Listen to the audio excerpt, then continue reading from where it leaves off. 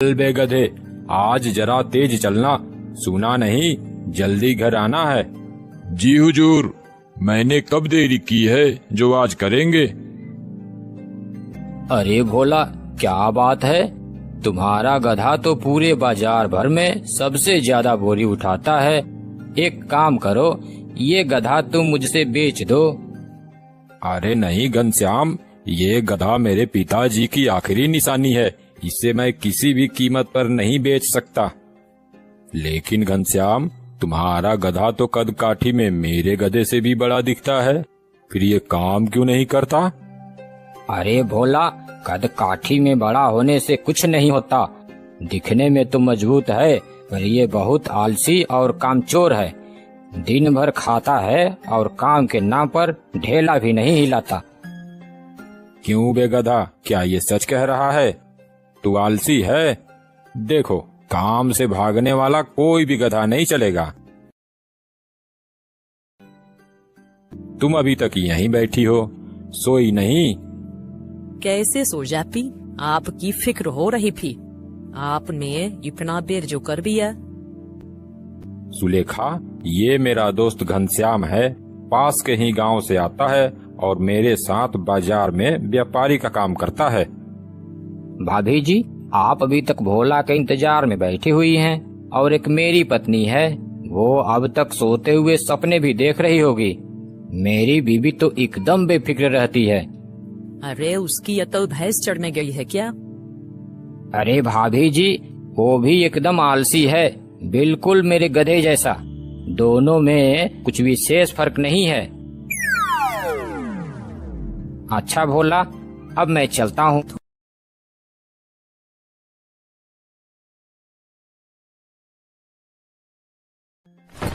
बाप रे, ये बोरियां तो पहाड़ जितनी भारी है, मेरी तो कमर ही टूट गई। बचाओ, अरे कोई मुझे इस जल्लाद से बचाओ। अबे चुप, तेरा यही रोज का नाटक है। खाना तो दबाकर खाता है, उस वक्त सब ठीक होता है, और काम करते वक्त तेरी हड्डियां टूटने लगती है।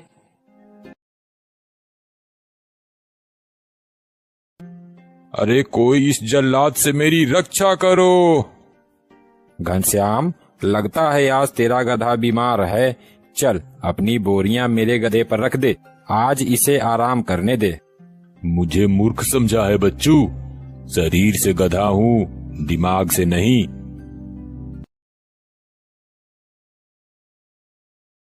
तू नहीं जानता भोला, मेरा गधा बीमार उमार कुछ नहीं है। इसका रोज का यही नाटक है। वह बहुत ही आलसी है, इसी वजह से हमें सामान सस्ते दामों पर नजदीक के बाजारों में ही बेचना पड़ता है। ओहो, तो ऐसी बात है। फिर देखो कल इस कामचोर गधे को हम कैसे सबक सिखाते हैं।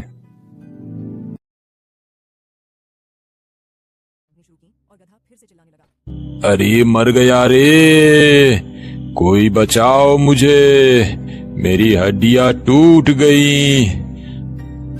अरे रहने दे घनश्याम, आज भी इसे बाजार नहीं ले जाएंगे। इसे आज भी यहीं आराम करने दे, और इसकी पीठ पर लदी बोरियों को भी नहीं उतारना। आज इसे ऐसे ही छोड़ दे।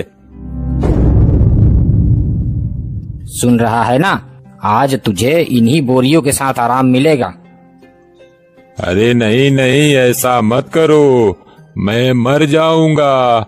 अब से जैसा कहोगे मैं वैसा ही करूंगा। भोला, तेरी सलाह ने तो कमाल कर दिया। मेरा गधा बिना नाटक किए काम करने लगा। वो देख कैसे चुपचाप बोरी लिए इधर ही आ रहा है। देखा, कभी कभी आलसियों को झूठी सहानुभूति नहीं बल्कि सख्त सबक चाहिए। अब से यह रोज की तरह नाटक नहीं कर। आहा, ये तो बहुत स्वादिष्ट होगा।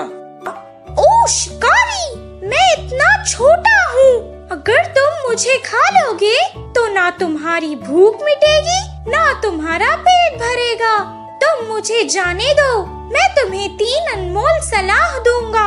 पहली सलाह तुम्हारे हाथ पे बैठ के दूंगा, दूसरी सलाह थोड़ी दूर जमीन पर बैठ के दूंगा, और तीसरी सलाह पेड़ के डाल पर बैठ के दूंगा।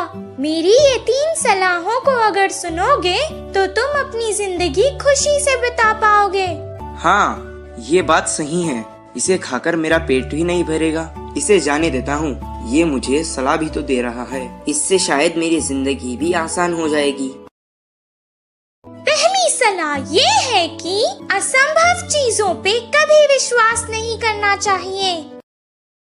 दूसरी सलाह ये है कि जो गुजर गया उस पर कभी अफसोस नहीं करना चाहिए।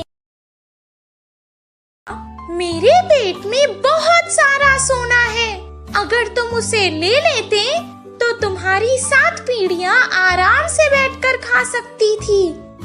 मैंने तुम पर भरोसा किया था और तुमने मुझे धोखा दिया। तुमने मेरी सलाह नहीं समझी। मैंने कहा था ना, जो असंभव है उस पर कभी विश्वास नहीं करना चाहिए। मेरे इतने से पेट में सोना होगा ये तुमने कैसे विश्वास कर लिया? अगर मेरे पेट में सोना होता तो जब तुमने मुझे पकड़ा था तभी तुमने मेरा भार देखकर अंदाजा लगा लिया होता। जो गुजर गया उस पर कभी अफसोस नहीं करना चाहिए।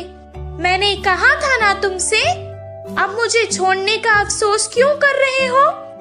ठीक है, मैं अब से तुम्हारी हर सलाह मानूंगा। अब तीसरी सलाह दे दो। चाहे कोई भी हमें कितनी सलाह क्यों ना दे, हमें जो चीज सही लगती है हमेशा वही करनी चाहिए।